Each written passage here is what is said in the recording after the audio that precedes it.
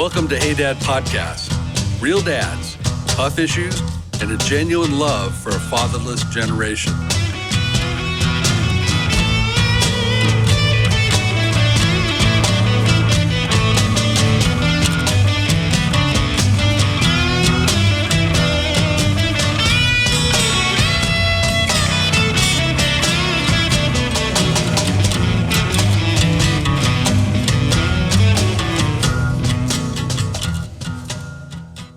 Hi, everyone, and welcome to Hey Dad Podcast. Thank you for joining us during this time.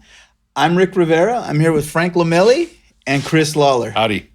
Great. Well, today's subject's interesting. Today's subject's about guns. So, not necessarily the politics of it, but the practicality or the thoughts on it.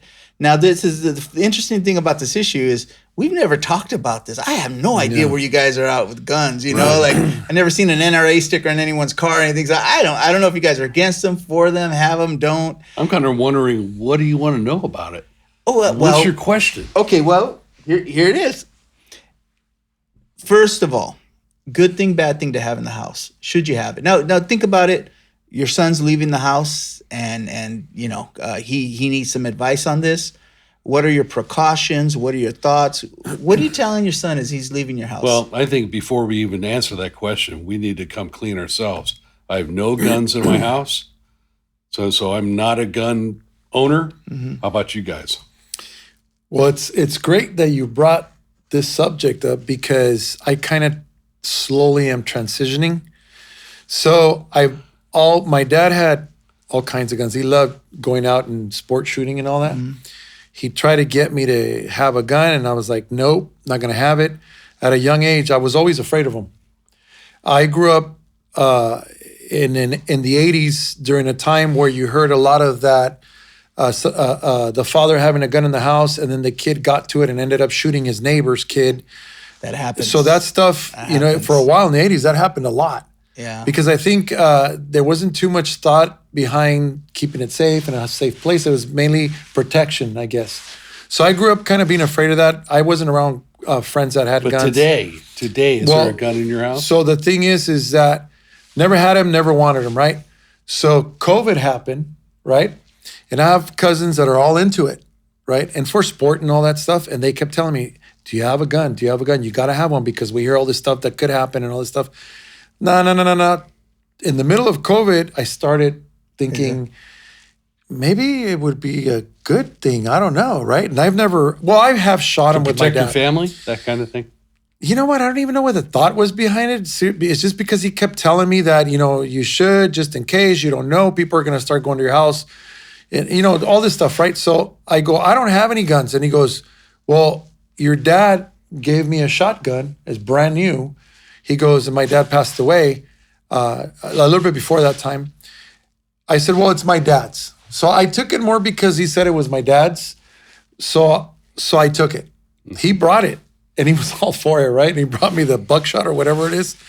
And so I have it in my house in a what is it called? I don't even know what it's called. The thing with the zipper. Case. The case. Oh, the case, yeah. And then I have that's in the closet back there in a corner behind everything, not loaded. And then I have the bullets for whatever they're called up in a box somewhere.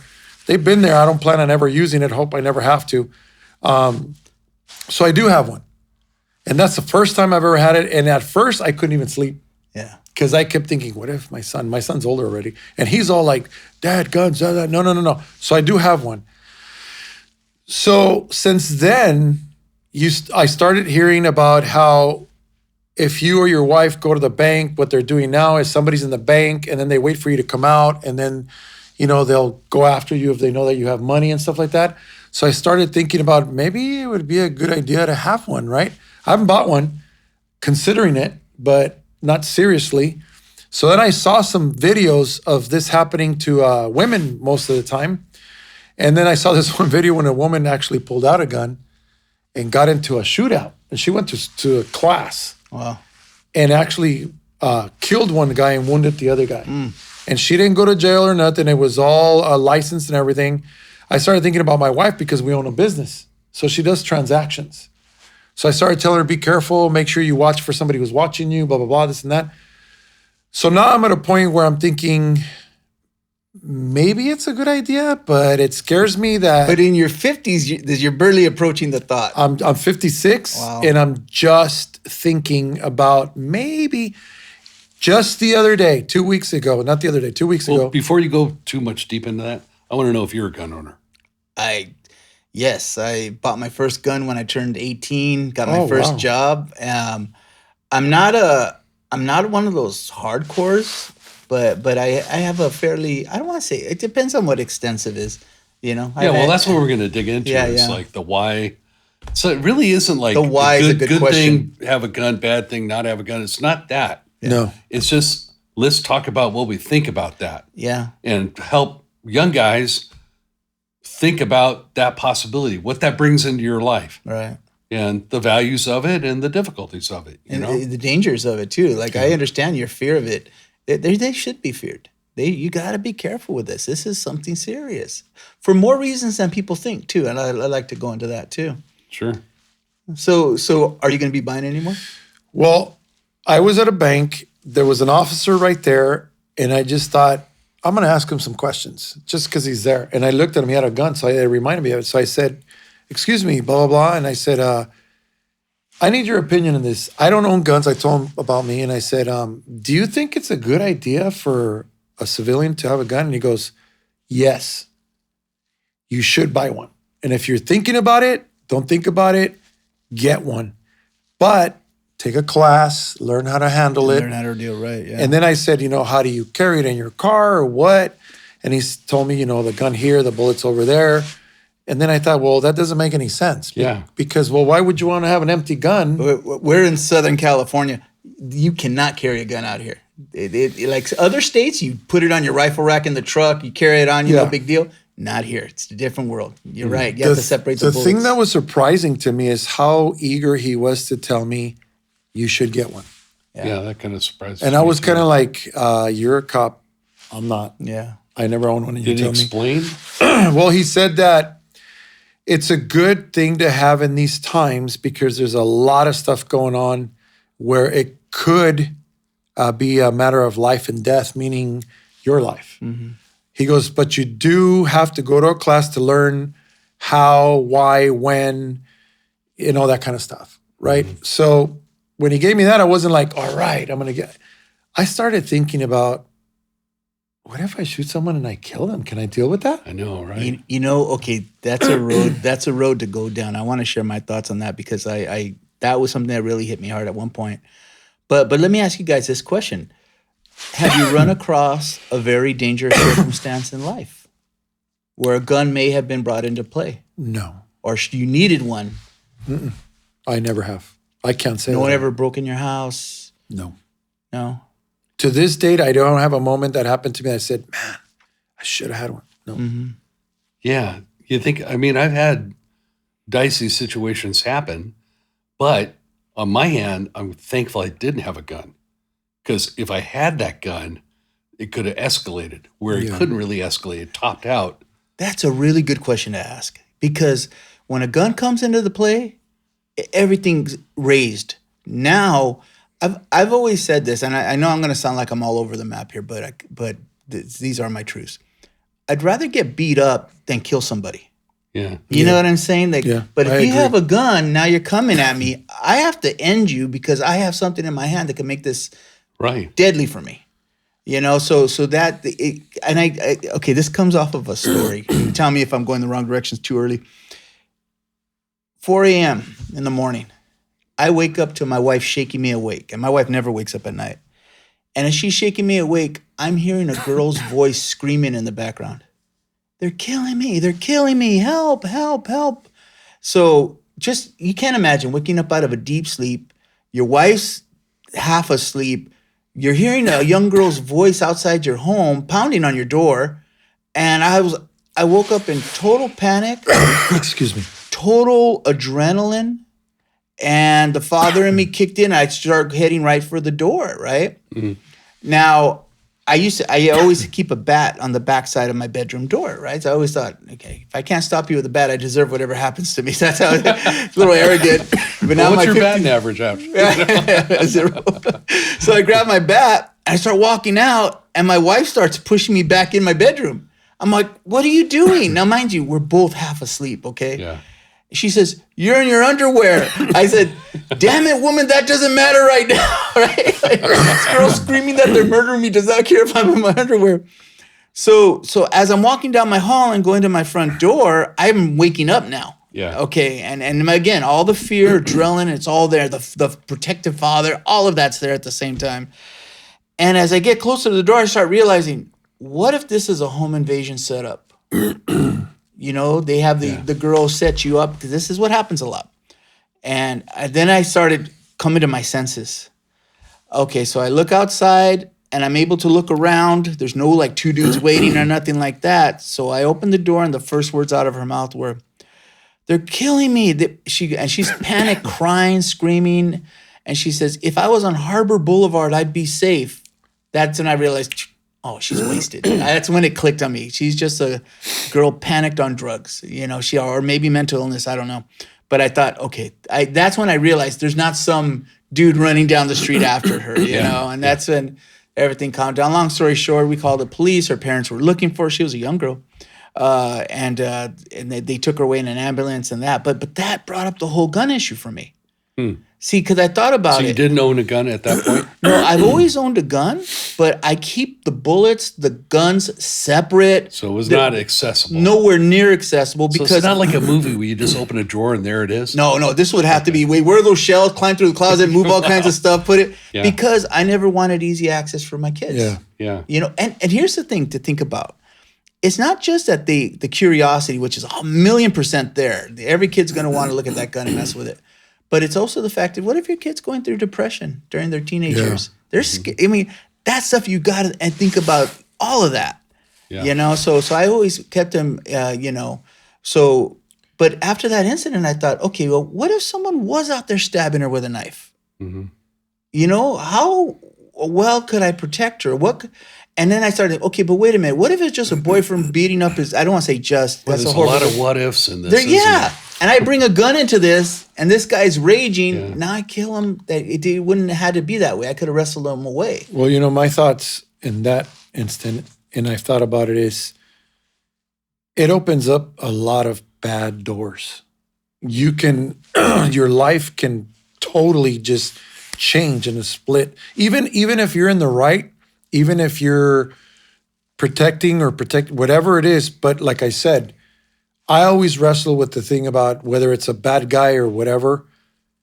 You kill someone, I don't know if I can be the same again after that. That's good. It isn't just the moral feelings. It's all the consequences that cascade. Everything that comes after with that event happens. And so I watched a thing of a guy on YouTube that trains, and he said this. He goes, you guys have to understand something. If you pull out a gun, you have to use it.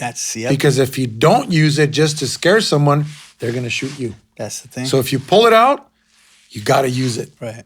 You can't pull a gun out and just be like, hey, cut it out, because, well, the other person's instinct is going to be pa, pa, pa, right. or go after you to stab or whatever. Right. So you got to know that if you're carrying the gun and you're going to pull it out is because you're going to use it. Right.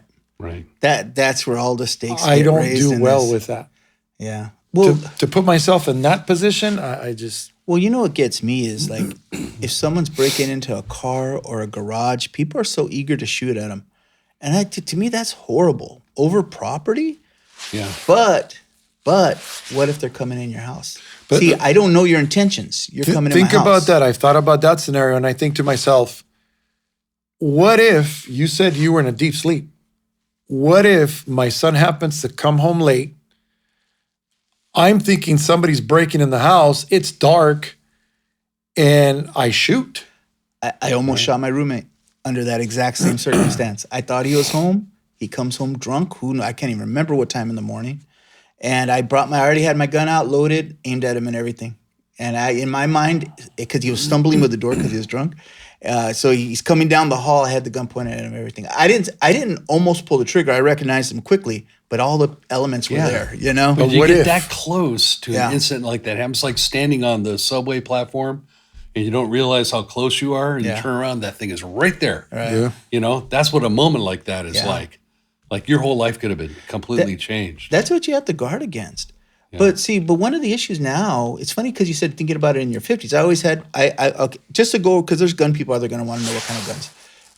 I have I have a British Enfield, a 1918 World War I vintage British Enfield, and it has a bayonet on it that big, and the thing is so cool. It weighs a ton. Shoots big old 303s. I don't know how those guys carry those weapons.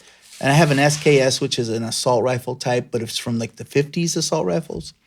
And then I had a 22 I gave to my son when he left the house. And then, okay, but more recently, those are things I kept up, right? Never out, all dusty and everything. But then as I hit my 50s, I realized, well, wait a minute. Okay, as much as I hate to admit it, I'm not as strong or as quick as I used to be. Mm-hmm.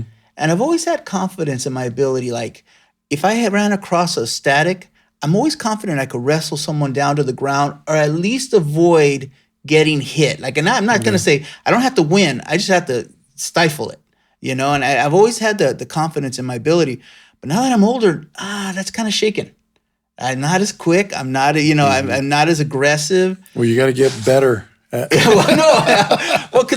my baseball bat's been my home protection up until now in my 50s. In my 50s, I thought about it. I said, I need an equalizer in this. But all those questions came to me about raising it. Now it's serious. Protection. What about, I have young grandkids, but they're going to get older, and then funny scenarios. What if my son comes in my house drunk by accident or wants to find an old, you never know. Like Frank said, the presence of a gun opens many doors. Yes, it does. big. Doesn't necessarily mean you go through them, but they're open because of that. And I think that one thing, just everything you're describing about what having a gun gives you the power to do, to stand up against this, stand up against that. That's the thing about a gun. A gun, when a man takes possession of a gun, becomes a bigger man. Oh, yeah. And that's It's a lot of reason why guys want a gun. Yeah. So I'm nobody, but if I got that gun in my hand, I'm the man now. Yeah. And we all have that kind of visceral transaction that happens when you are in possession of a weapon that can do what you can't do by yourself. Okay. Originally, I'm from Boyle Heights, and then I moved to Pico Rivera, right? Two maybe less than desirable neighborhoods back in the 70s and 80s. Growing up, I can tell you quite a few stories, but I had stories where guys high on PCP right in my front yard. Yeah. And they're just tripping out. They're in a whole different world just acting out on your yard. And in the middle of the night, you call the cops, never came. Yeah. Yeah. And then one time in our back alley, someone unloaded a whole, and I know it was a 22 because I was a 22 owner later, but unloaded a whole cartridge of 22. Pop, pop, pop, pop, pop, pop, pop, pop. We didn't know if they're firing at the house or what or who or why. They had no idea. All of us and my grandma all laying on the ground, call the cops. I think maybe about 17 minutes later or so, you hear a siren, but never connected it they never went down the alley or anything. So when you come from certain neighborhoods, you're not protected. I'm sorry, man. A gunshot report, 17-minute response time. Yeah. Guy whacked out on PCP in your front yard. No cops, no show. But this is why poor income neighborhoods, you don't have that. That's why they talk about street justice. It's there because there is no justice that comes for you. You're really on your own in a way. Mm-hmm. From that perspective, I think that's why I bought a gun at 18. Because when the Night Stalker, Richard Ramirez, remember that whole thing? His car crashed across, after he killed a couple in Monterey Park, he was chased by the police. His car crashed across the street from my house against a tree, and they blocked off the neighborhood. They brought dogs through everyone's house. They were looking for him. We didn't know. I was petrified. Now, mind you, okay, guys, you got to put the whole picture together. This is a low-income neighborhood. We had no AC. It was summertime, and you usually leave all your windows open. Right. And so it was a very, very scary power. You felt so powerless. So that's why when I was 18, I was still living with my grandma, and that's when I got a gun. I didn't, but I bought a 22. That's not what you buy. But there was no YouTube at the time, and I didn't have a father in my life to walk me down this road. Well, but 22s are actually one of the most dangerous guns because I heard that the bullet ricochets off your bones and it just does all kinds of damage. The one thing they talk about for home defense is stopping power. Like you want something that's going to knock that guy on his butt. And so, in like the LA riots, I can tell you one thing that I worked in Vernon at the time of LA riots. My girlfriend lived in East LA. So I had, I was in there. You realize society's not as safe as you think. No. It's a thin veneer of peace and calm, and it flips upside down very easily because everything went upside down. But yet nobody was kicking down doors of houses. Why not? Because there's a rule. You kick my door and I'm going to put a bullet in your chest, and everyone respects that and understands that. So they're going after the stores. But see, that was the equalizer. That's what protected older people. That's what protected the single mothers. I'm not saying all single mothers have guns, but you don't know. It's a guessing game, So these are all reasons that argue towards having a gun. Now, I'm the only one here that's never owned a gun. And I'll tell you why. Because probably if I had a gun, the chances of me using it on myself are greater than me using it on somebody else because I'm manic depressive. I have highs. Sometimes I have just lows where the bottom falls out. And having something that can just answer that crisis in a moment, that's just too strong. It's too strong attention. Now, my wife, ironically, she would like me to have a gun. Really? She's like, get a gun, you pussy. I said, man, I don't want a gun. For one, my son, James is 38 years old.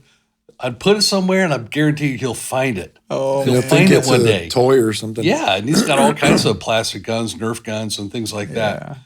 And you know what? It having a gun is a bulwark, a part of a fortress wall against all the things that could happen out there coming this way. But having a gun creates far more threats of what you're going to do. Not what's going to happen from out there. It's what's going to happen from within your house if you're armed. Right. I'll give you an example. We sometimes. I have a BB gun. I had a Red Ryder BB gun, just for blinking cans and whatever.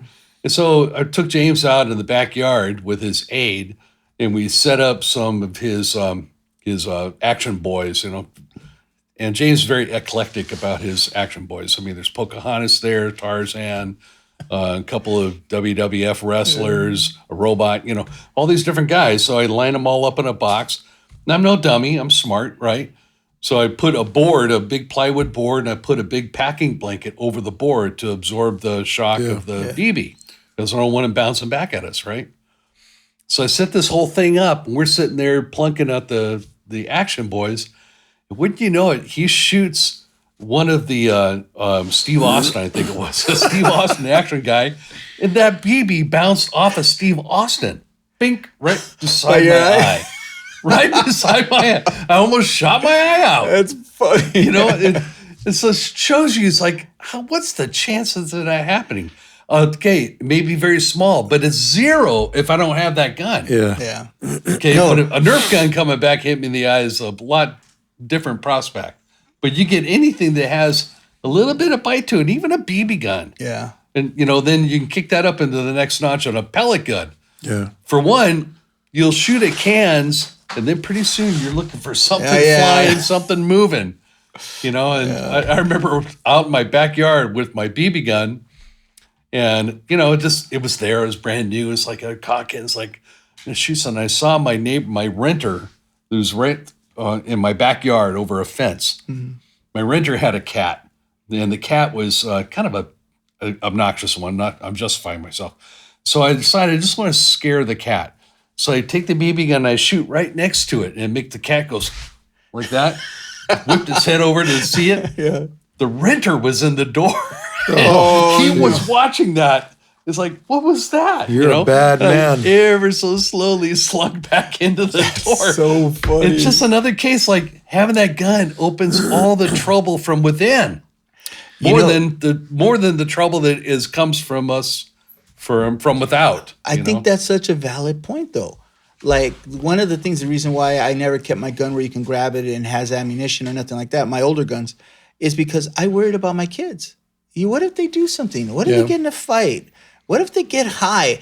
I mean, you just don't know. You're right. So I think that has to be strongly considered. You don't have to be one more note about this.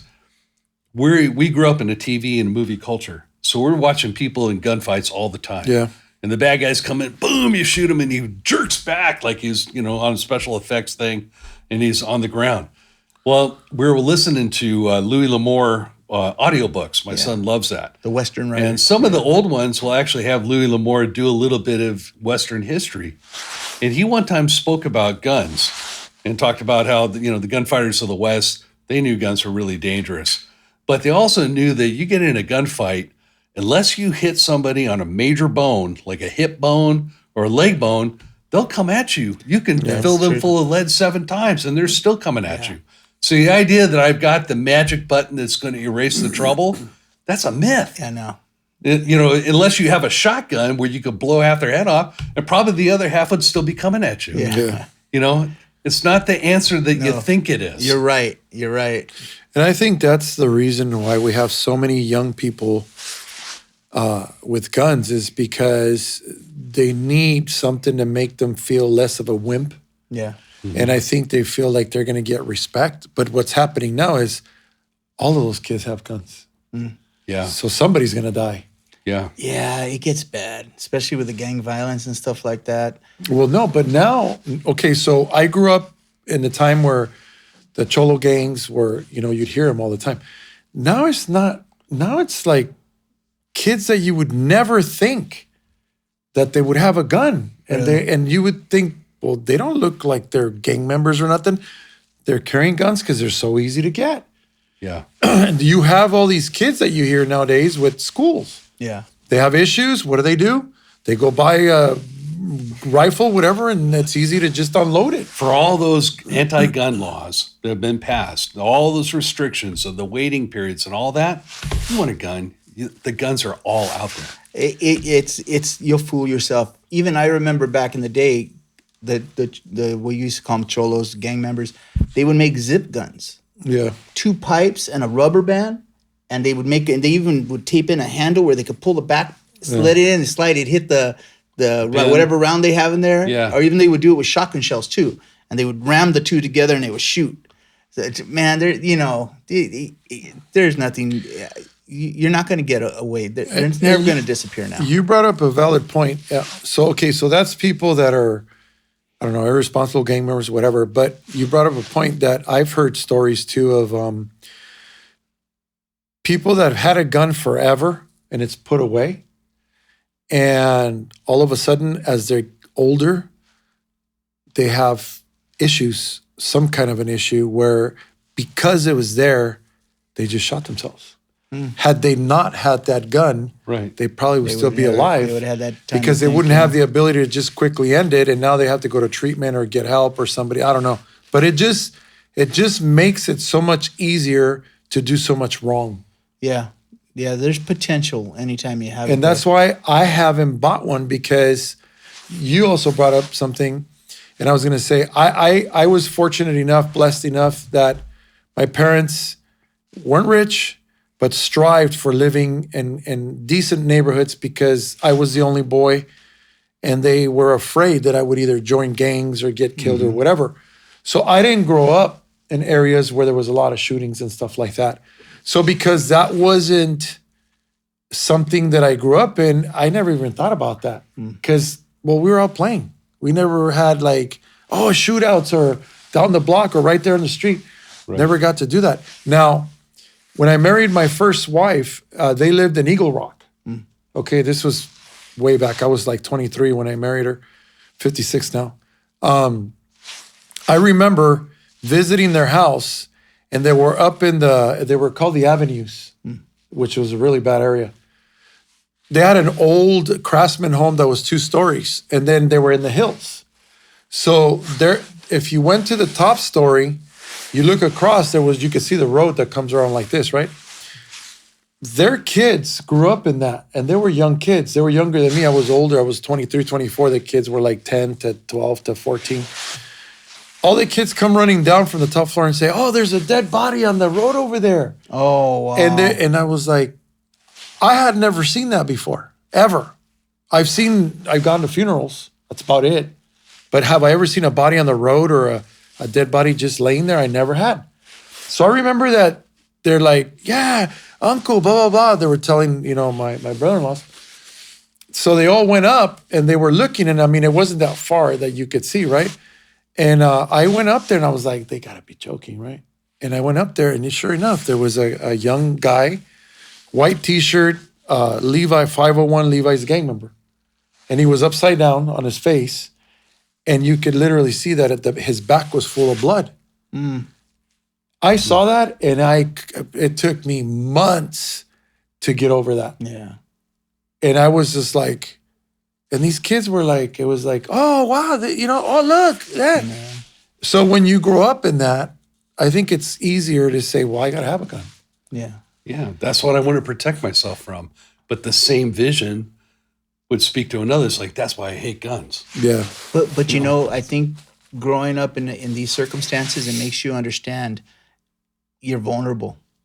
Like you may have a false sense of security, and you live in a gated community or somewhere nicer, but when you live in this, you see ugliness happen. You see high people come to your door. You get shot at for doing nothing. And I don't want to over exaggerate it because all those movies that talk about this stuff are just nonsense. It's not that bad, but it's really there. It's a reality. It's a The reality. thing is, if that's the reason to buy a gun is because there are people out there that will shoot you, okay? Those people will shoot you without thinking. You won't shoot them without thinking. That's true. So you're automatically at a disadvantage even with a gun. It never comes at you clean or just because you're dealing with sinister people. They don't follow any rules. Right. I was shot at twice actually. But the scarier time was I had a 64 Impala. It was my first car. It was all I could afford. It wasn't a Cholo thing. It was just it was an old car that became available cheap to me. And all my friends, none of us were in gangs, nothing like that. And we were going, I forgot where we were, near Downey actually. And out of nowhere, this dude pulls out of the car. Pop, pop, pop, pop, pop, pop. It was over before I even knew to hit the ground. Like, in other words, it came out of nowhere. Yeah. It shocked me, froze me in my steps. The guy's gone before we even thought to lay on the ground or anything. Were you in the car? No, we were all outside the car. Then what's the relevance of the car in the story? Oh, I think that's why they shot. Sorry, I should They thought have it was connected it. I think they saw the car and they thought we were gang. Yeah. Oh, Because it's a total gang car. What's it's a preferred Cholo car for gang All right. members? Yeah. Okay. So, and it was beautiful. It was a 64 Impala. I wish I still had that. But At anyway, least that didn't get hit. huh? At least that didn't get hit, right? It didn't. All the shots of guy. I was That's worried. another thing too. People don't realize. I was going to say, did they ruin the car? No, Your it was friends throw their body in front of the car. It was a pistol. It's hard to hit anything with a pistol, man. Yeah. You're right. It's not like the movies at all. No, didn't touch. And this car is big as a boat. Didn't touch it. Didn't touch it. This is the one thing that keeps me from buying that gun. I kind of analyzed my life. Okay, we're blessed to live in a good neighborhood. I think to myself, okay, so when I go to, around my neighborhood, I go to the market, I go to the car wash, I go to the this, that, we go get something to eat, dinner, whatever. I have never once been in a situation or put in a position or near anything where there was shootouts and things like that, number one. So I'm analyzing my life. I talked about my wife going to the bank and doing that for the business, but my wife is very responsible and aware of not carrying so much money, not taking any money. The transactions are mainly done, rarely any cash in our hands. Right. Rarely. That's another thing. The other thing is I do work. Majority of my work is 6th Street, downtown, low-income areas. Yeah. And even to that, I've been in the worst neighborhoods because we do a lot of low-income learning center renovations.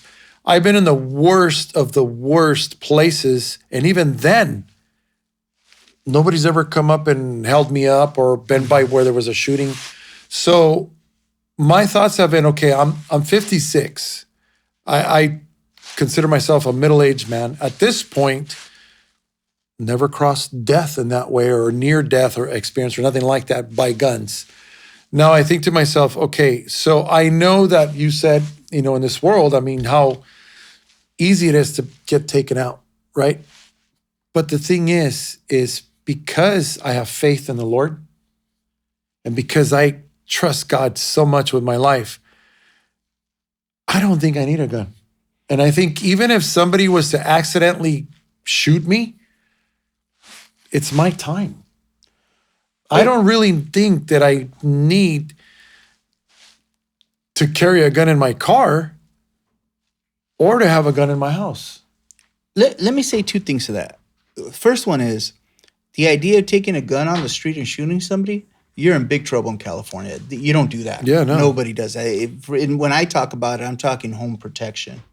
Yeah. But the other thing is, here's the funny thing, and this is what I wrestled with too. I wrestled with all these thoughts because I've recently bought a handgun for home protection. But the thing I thought about is this. The reality is we're on this side of heaven still. And I'm the priest over my family. I'm the protector over my family. I need to be able to protect them. But see, you have to weigh everything out because Chris, you brought up a really good issue.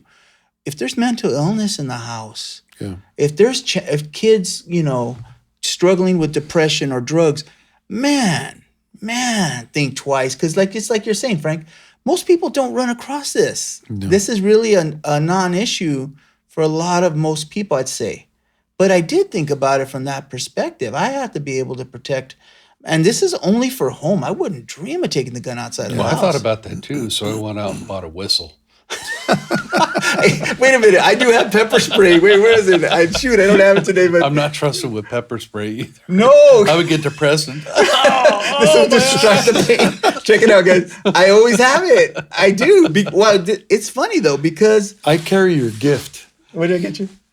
The knife. Oh, the knife. Yeah. Yeah, that's right. And granted, I have it on me now. And granted, that's the first knife I've ever had on my belt. Oh, interesting. And I carry it, but not for protection. I carry it because I've always had, in my business, I cut open a box and I'm always like, hey, let me have your blade. I thought, hey, you know what? And I haven't used it. It's on my belt, and I like it because I have used it a couple times. Yeah. And it's a beautiful knife, but it's not because I go out like, I gotta have something for my protection. It's not about that. Yeah, it's I've used it to murder a couple of sub sandwiches now. Oh, look at that. I always carry a knife, but to open boxes. It's not to do with what are you going to do with this? It's just no midget better come at you. I'll tell you that. Even if you pull it out, they'd laugh. But it's just for boxes. And I have a bunch of them, but they're all little ones. Now I want to share something about this that you guys may laugh about or think it's hilarious because I'm a dog guy, and I've had pit bulls, I've had bulldogs, I've had American bulldogs. I always thought, I like the big, for protection dogs, and because I like to have them, right? I figured nobody will come in the house if I have that dog, right? Well, they gave me this little mix terrier Chihuahua. His name is Charlie. Mm-hmm. That dog is in the house. We've trained him and everything. Greatest dog in the world. Yeah, a terrier. Check this out, okay? And I thought about this a while back when I was thinking about a gun. I even had a conversation with my wife and kids, and they were laughing about it. But then when we got serious about it, I said, that is true. Now check this out. This dog knows when I'm coming up the driveway, when my wife's coming up the driveway, I don't know how the dog knows this, but he must learn the sound of the cars, the sound of our footsteps. I don't know how he knows. But when it's not us, I don't care if it's 6 p.m. or 1 a.m., 2 a.m., that dog will bark his heart out when it's not us. Yeah, it's like a car alarm. Seriously, when I thought about that, I thought, I don't really know. That's the strongest thing because honestly, yeah. Anybody that's making a move on your house, realize that everybody here is notified that I'm on the way. Dogs there, they're gone. I've had the moment that you had when you got woken up in your boxers going to see. I can tell you I've had about 20 of those, okay? And I get up, because I'm the one at the end of the night when everybody goes to sleep, I check all the locks. Yeah. And I'm the one that in the morning makes sure that everything's locked when I leave, because I leave at 4:35 in the morning. I've gotten up when this dog is going nuts. And we have our entry door has a little window, and I look out because you can see all the way down, and it's somebody just pulling up to make a U-turn, or it's somebody jogging or walking early in the morning. But the dog, I don't care if they're outside somewhere by the sidewalk, the dog is going off. Yeah. And so honestly, I said, well, when it comes to my house, and I sleep, but this dog goes nuts. And I've gotten up to where I literally get up, look, and even though I know it could be another one of Charlie's things with somebody's coming up, I literally turn around. When I get up, he's right next to me, and I said, thank you, buddy. Yeah. And I go back to sleep. So I think, you know what, man? When it comes to my house, I think that he'll probably wake us up, and I'll probably be ahead of whoever's coming. Like The other thing, I got a dog just like that too. the other thing that comes with that, which I haven't done it and I'm going to do it, is I'm going to put up cameras. Yeah. So I think if you're considering to buy a gun to protect your home, first consider all these other things like a squeaky dog, Yeah. cameras, good locks on your doors. We even want to put a security system, but not, to pay monthly, just those sensors on all the doors and windows, and it goes, make something when somebody Motion opens. activated claymores. That would help.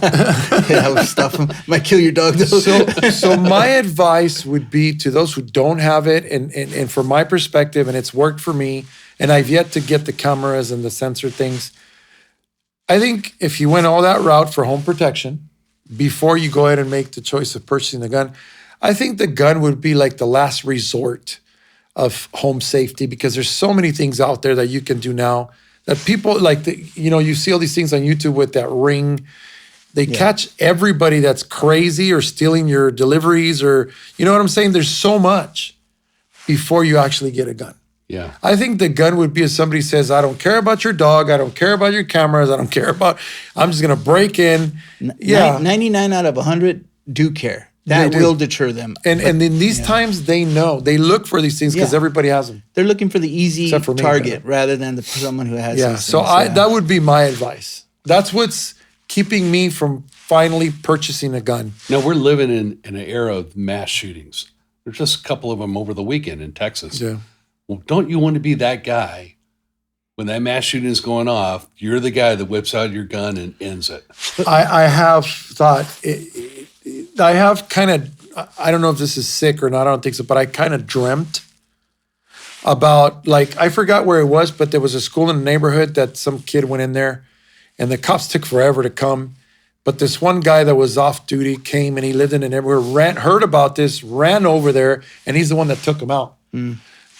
I have said, if that ever, I hope it never does, because I don't want to go through seeing the devastation of all these parents. But if I was in that neighborhood where that grammar school's there, because a lot of us have a grammar school somewhere close by, and I heard this or somehow knew, and I had like my shotgun, I'd run over there and believe that I would be like, where is this guy, man? And bam. But there's a flip side to that. It's like, that would be a great thing to be able to take that person down.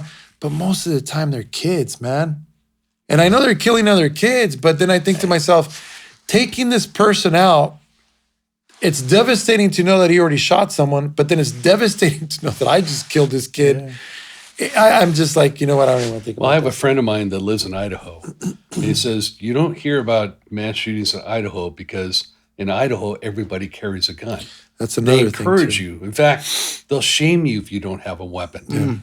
And so not everybody does it, obviously, but enough people do it that if somebody is of a mind to do a mass shooting, they go to a different state. Right. Because there's a high likelihood they're going to be taken out by somebody. Well, I have a friend that moved to Texas, and he wasn't a gun guy, but he went to a good neighborhood.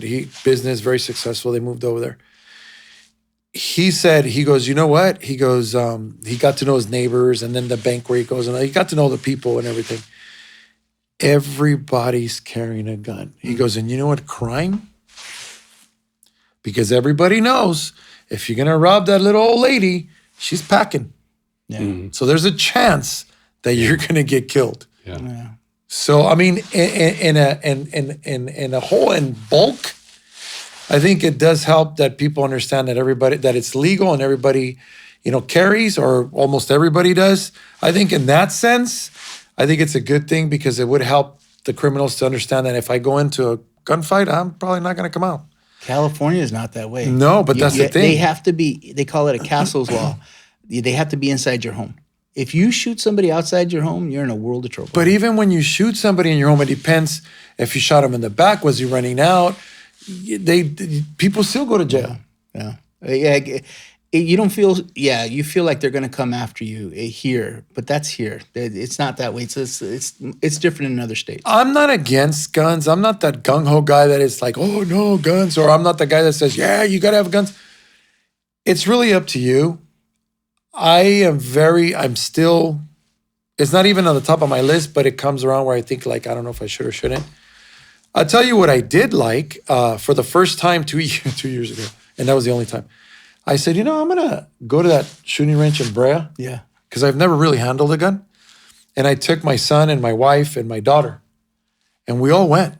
And I told the guy, hey, none of us ever shot a gun. We just want to lose the fear and kind of understand the power and have that respect. And the guy was very kind, and he came with us and he showed us how to handle it, how to do everything. We shot it, and oh my God. The power that you have. It's intense. In the palm of your hand, and the difference that you can make in any situation, good or bad, was mind-blowing to me. Intense. We haven't gone back. My son's like, oh, we should do that at sport shooting. Even to that, I thought, what if I'm in there? There's a lot of people in there, and there's somebody in there that's pissed off and is going in there because he just wants to have a gunfight. I'm more afraid of accidents. There's guys who are clumsy or careless. Yeah. They have an accident. Those little side barriers aren't going to stop a bullet. This is me. Yeah. I used to fly a remote control plane, and I got one. It was beautiful. Put it together, got the engine going, got everything going, and launched it. And I forgot to even turn the radio on the plane. So it went right into a pole and burst into a million pieces. And I thought, this is me. This is why I can't ride a motorcycle.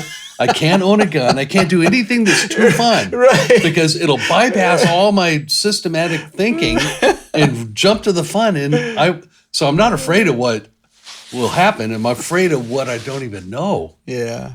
That I'm screwing up, For the record, I bought a 9mm Glock, right? Because I did research on it. The research, shotguns, they say, are the problem with the shotguns are they're great deterrents, but if you're in a hostage situation where someone's near your wife or child, you know, like you're talking about the school shooting, you might have shot 5 other kids behind them. You know what I mean? Like that's, and then I like the simplicity of the mechanical revolver. I think less moving parts, less breaking, points of failure. But then they're saying it's not enough rounds because they talk about people can get hit a few times and walk through it, and so that's why so I went to the gun store and I told them, listen, I want home defense. I want the most reliable thing you have. I go, and they took me to Glock, and I had already watched a million YouTube videos on it. They all said the same thing. So okay, I was sold on it. But paranoia, man, like, God, don't let this ever hurt anyone, right? So I'm not all macho about this. I went into this very nervous. Not nervous, but very scared of it, respecting of it. So I bought a gun safe too, though. So it's a gun safe where you put in a 4-digit and it pops out. I don't keep it loaded even though. So I'm not that prepared, but it'll take me a second to load it. But some people keep it chambered and ready. So as soon as they grab it, it's good to go. That's what my dad used to say. It says the safest gun is one that you know is loaded. Yeah. Because you know it's loaded. Right. The worst gun is the one you think is unloaded. Right. But it has a chamber in the round. A round in the chamber. Whatever. I'm so paranoid though. I know how to strip it. I know all the safety tools. I mean the processes. There's a lot of them. I'm very paranoid. But so it's not that easy to get for me. It's not like I just I'm here. I am. I'm not that. And I would never take it out of the house. That's where another thing that doesn't make any sense to me is, okay, so I'm going to get a gun for home safety. Like you have a code. Okay, there's other ones when you put the lock on where the trigger is, right? I mean, the guy is coming and he's going through your house. Yeah. And you got to get up, Yeah. it's in the dark, get the thing out, put the code in. First off, you guys say, time out. Just a minute. That doesn't make any sense to me. It doesn't. What would make more sense to me, honestly, is it's right in between my mattress, not cocked and loaded, but at least the magazine's in it or whatever it's called, it's in there. So I could just get it and that's it. But then I thought, then I always think like, what if it goes off and I'm on the bed, or something? I'm like, forget it. Frank, you got kids in your house. Everything we talk about in this subject is full of what ifs. What ifs? What if? Very uncomfortable what ifs. Yeah, they're all miserable what ifs. What do you think about we're in an age right now, especially in California, where they want to ban guns. They want to take all guns away. And of course, there's a lot of things that are wrong about that argument in my mind. The main one is that the only people that would respect a law like that are the very people that probably should have guns. Yeah. Because they're the ones that are law-abiding, conscientious, and responsible. Yeah, because the other guns. All the ones that have the guns that don't give a rip about the law, they're going to be armed to the teeth. And why disarm the good people and leave the good people fully armed? I actually don't understand that. I don't understand, because of what you just said, I don't understand why they want to take guns away when the criminals are always going to have them. Yeah. So take them away from who? Yeah. From the law-abiding citizen that pays taxes, that doesn't want to use it. Well, okay, so if you take them away, I really don't care because I don't have one. But I see the ones that are raving mad are the ones that have tons of them, and I don't know why they want to have tons of guns. How many guns can you use when you're just one guy? Yeah. There's a paranoid line. The reason why those guys go so hardcore is they want to be ready in case they ever have to stand up against the government. And they feel like if the government ever turns into this tyranny or fascist regime and they come in, they want the gun. I think that's a horrible way to think, I don't and think a that's very ever- fearful way to think. It's back to the Second Amendment. The Second Amendment was written when everybody, even the Army, had musket loaders. Yeah. So if you were, as a citizen, had a musket loader, you were equally armed to the Army that might come and oppress you. It's no longer the truth, except that some people say that's why we need to retain the right to have an assault weapon, because that at least puts you a little bit more on par with the dominating forces that the Second Amendment is pointing at in the way that it's written. But the point is, it's never going to be down to whether there's guns restricted or not guns. I mean, one of the mass killings over the last weekend was with a car. Yeah. We're going to ban cars now because they could be used as a lethal weapon in a mass killing. And even if that was the thought behind it, they have powerful helicopters and jets that they could just take us out. If they want. It's not like it used to be. I mean, so I don't know. I really don't. I'm not into politics because I think it's all baloney, and it's all just for the rich man, and it's all just because they have an agenda. I really don't understand what the agenda is at times. Sometimes I kind of think my own thing, but I mean, really. Do you really think that it's going to come a time where we're going to have to go up in arms against the government? I don't really think so. I don't think so either. I think it's silly. I think there's a lot of paranoia, or they also worry about, well, what if society flips upside down and now people are trying to take my food and that's the level of paranoia they That's live a more in. logical premise. Yeah. Even though that sounds very science fiction-y, but think about it. We're living in a day now where people are losing their concept of truth. Yeah. It used to be that as Americans, we all kind of looked at that Bible as being the root of law, even if you weren't religious. That's why, scriptures are carved into the Supreme Court walls. I mean, it was the basis. So we all kind of had a sense of this is what is right. Yeah. Well, we've been living for decades now where we've uprooted that as our standard. And what has replaced it is whoever has the most power is who is right. So if somebody can make a case that, look, I'm just going to do what I'm going to do. It's a step back to medieval days where you could live in one city and this next city would just get up, rise in, kill everybody and take all your stuff. Right. And there was nobody to stop them. Yeah. That's how it was. If we're slowly easing into that kind of a deconstructed society where more and more people are not looking at the Bible as the standard of truth. They're looking at their own needs as the primary place from which they're going to act, then yes, everything gets a whole lot more dangerous. So that's why a lot of them have these huge amounts of ammunition, these different. But a funny thing about an assault rifle is just nothing but a hunting gun.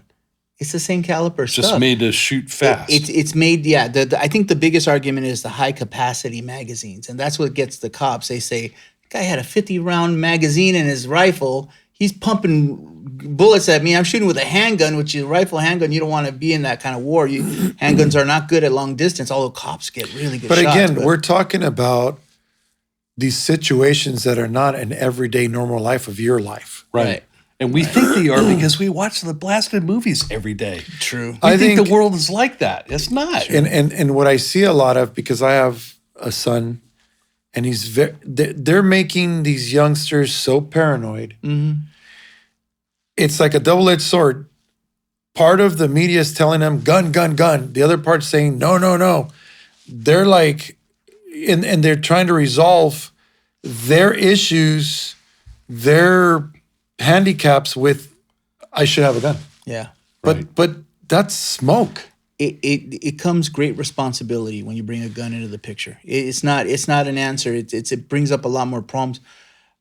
But I will say this: I have a friend he's a bit of a prepper. He's got the guns. He's got the food storage. He has water. Yeah, I know people like that. And he always says, "Well, Rick, what are you going to do if?" I said, "Hey, it's not a problem, Titus. I'll just go shoot you and take your stuff."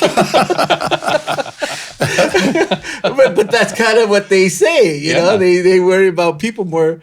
I'm not justifying that at all. I told my son this. I said, I'm going to, in my own head, I said, I'm going to give you a kind of like an illustration.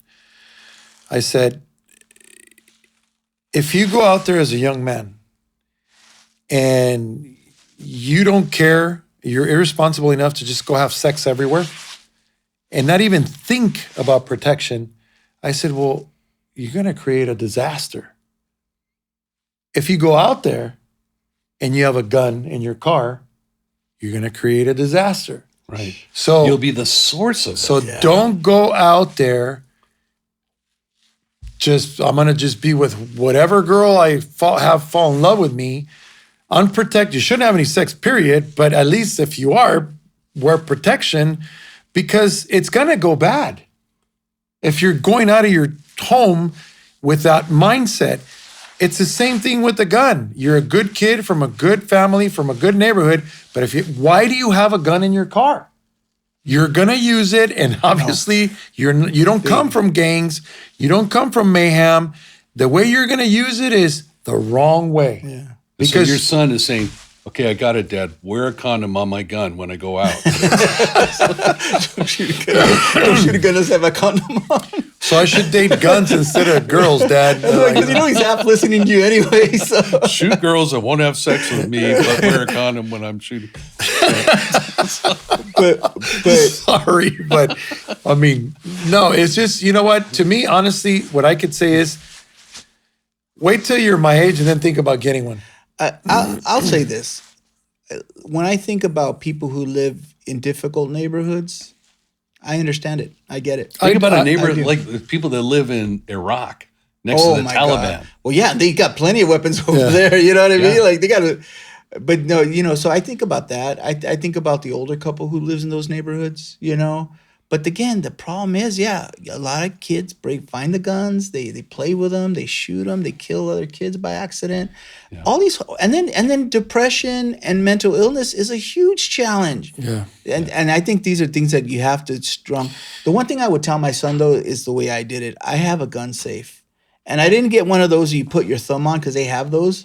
Because my thought is I'm going to forget to change the battery. And when I need it, I'm going to be scratching at it like a little squirrel trying to get into a box. So I have a mechanical one, but I would tell my sons, lock it up.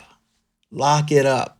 I don't care if it's going to delay you 2, 3, 4, 5 seconds. I tell my kids, it up. Don't buy it. If you're going to buy it, sport shooting, if you're into that, okay. But not with the mindset of, I don't know, this is just me. Not with the mindset of somebody comes to my house, I'm just going to shoot them. Yeah. I don't know. I don't have those thoughts. I know it helps if you just think about the basic elements of it. A gun is a device made to kill. Yeah. Whether you call it sport shooting or whatever, that bullet comes out with lethal force because it's intended to kill what it's pointed at. Right. I have a You got to 9-year-old. think about that. If you must shoot at targets, get a BB gun. The worst will shoot your eye out. I have but a 9-year-old probably not going daughter. to die of it. I've thought about this too. I'm telling you, a million things go through my head. Guy comes in my house. I shoot him. Everybody's awake and screaming and whatever. The girls turn on the light, blood everywhere. My kid sees that, knows that I shot this guy. This guy's dead on the ground. My daughter's scarred for life. Yeah. You know, it's funny. I think through all the scenarios, if someone's breaking in, all right, literally when I got the gun, I thought more about it. My first response is to shark somebody. I hear somebody trying to break in my window. If you scream, hey, you're going to scare the living daylights out of them. And I would say 90 out of 100 guys are going to run, you know? If you then warn, I have a gun, another 8% are going to run, you know? But there are that percentage, it's they're wasted on drugs or mentally ill, and none of that matters to them. Right. You know, so that's where the challenge comes in. Well, I thought of a good one. I think you probably love this. Maybe you too. Set up a recorder right by your door.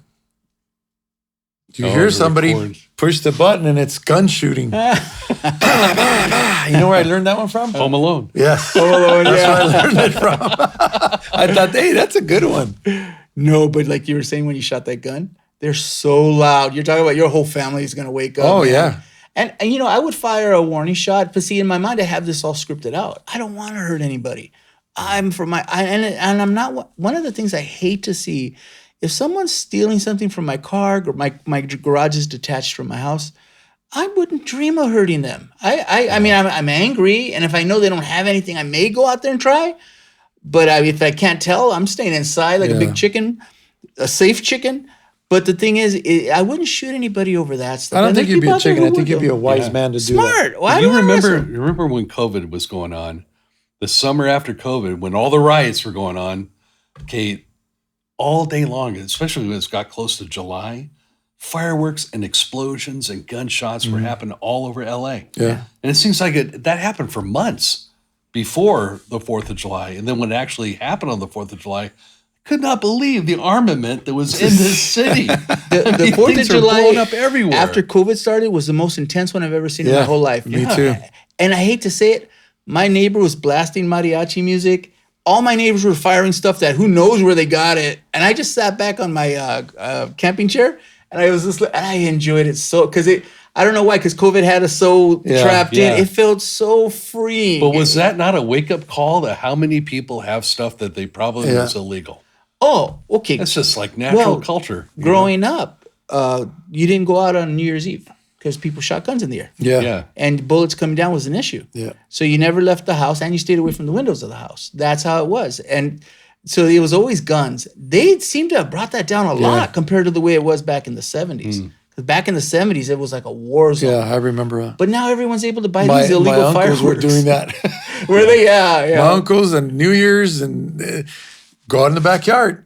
Bah, bah, bah, bah, bah, and we as kids were like, whoa. It's disturbing how loud those guns are. They're loud, man.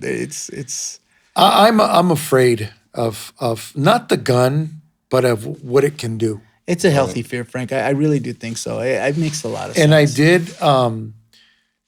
I was looking at different guns and everything like that. I went from a Desert Eagle. Oh no. But I just love the way it looks, and I went to a gun show and I got to handle it and hold it.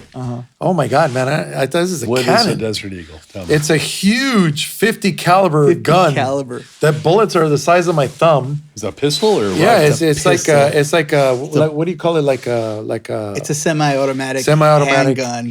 How do you shoot that with one Israeli hand? made. It's a cannon. It's a cannon. You can't hit. Oh, here's something that happens. Okay, you guys know the guy. I won't say the name here, but this happens. People kill themselves with it when they shoot it because they shoot the it. recoil. The recoil comes back and they pull the bam. trigger again. A friend of mine who you both know, I'll tell you the name after. shot it and shot the other round right about here. Oh, Scary stuff, dude. Wow. But Frank, you can't hit nothing with that no, thing. and they're Just saying know that they better be this it's close. not even good for target shooting. It's just a gun they made, and everybody loves it. But it's like the very expensive bulldog that you love, but you won't get it because it's so expensive, and there's so much wrong with it. The guy said, it's a beautiful gun, but I wouldn't recommend it. So I went all the way down to all these 9mm and all this stuff. Mm-hmm. The Glock was. I told him, and he goes, "You'd be fine with this. Super light, really a good gun." And they had the new one, X something or other. I don't remember what it was. And then they have the magazine that's longer. Oh, but they that's did? illegal. That's illegal, right? But you can buy it. See, in California, you can only legally own a 10 clip. No, this was, I think, 15. Yeah, they won't let you put the longer clips in Yeah, there. it has a longer clip, which it looks awesome. I mean, I love the look of this thing, but that was scary in itself, man. I mean, But I think you, both of what you said, you guys brought up some really good points, man. It's true. Go into it scared because it's the smartest thing to do. Don't think about shooting anyone just because there's a sense of power when you hold these guns. Right. I mean, there really is. Don't get intoxicated by it, man. Be mature. Understand the burden of it. Be safe, man. And answer most of your self-home protection needs by getting a noisy dog. Noisy dog, an alarm Just don't system. let the dog know where the gun is, because that dog will kill every living thing. and make sure he doesn't know where the condoms are either, because he's going to put a condom on the gun and then he's going to shoot it. And also, guys, lock the weapon. Lock the weapon. And if you want a quick release system, figure that out. That's fine. But lock that weapon up, please. My wife goes, the shotgun's in the back of the closet and it's in that case. What do you get? I said, I'm going to grab it and just swing it. bam, because it's heavy. But see, that's why I always like my baseball bat. I grab it like that. I'm ready to, batters up, it's like, but yeah. When I went into that gun show real quick, I went in, I wanted to know more about guns. I came out with a Rambo knife. One of those big Rambo knives. Yeah. I already gave it away, but I just thought it was really cool. But that's cool. Well, guys, we ran long on this one. Okay, well, so I guess what we're saying is think twice. Take all considerations of people hurting themselves too. Taking consideration of accidents. hurting yourself. There's other options you could think about too. And if you do it smart, do it safe. Lock your gun up. Please don't think about that. One last parting thought. If you're a man, if you're a guy that knows the Lord, that knows God, put your hope in him. Yeah. Trust in him. Don't trust in your gun. Don't trust in whatever fortress protection you have. Put your faith and your trust in the Lord. Let him answer those needs, and you might find that the need for a gun shrinks way down. Yeah. If you go into it with right thinking, it's not as intoxicating as it is for some. Yeah. You know, it really is, because you understand the burden of it. You understand to be safe, and you understand these things do happen. Well, owning a gun is not bad, and it's not necessarily good. You really need to think about your situation, your life, and you need to be. None of us are 100% up here, but you got to be healthy up here and here, because if those things do not align, that gun's just gonna get it out of here. Keep it out of your house, right? All right. Okay, well, guys, hey, we're just shooting from the hips on this one, guys. Sharing our hearts, sharing our thoughts on this, and our experience on Let's this. pray about this. Right on. God, we leave these guys, leave anybody who's listening with thoughts, with many different thoughts, and we're not coming down on one side or the other side. But Lord, I ask you to impart wisdom. Yes, Lord. Wisdom to each person that is considering, and let their decisions not come from a place of fear, but come from a place of confidence that they belong to you, that they are your personal property, and that you will extend your wings of protection over them. Thank you, Father. Thank you, Lord. Give wisdom, God, in the name of Jesus. In the name of Jesus. Amen. Amen. Thank you. All right, guys. Thank you, guys. We'll see you all in the next one.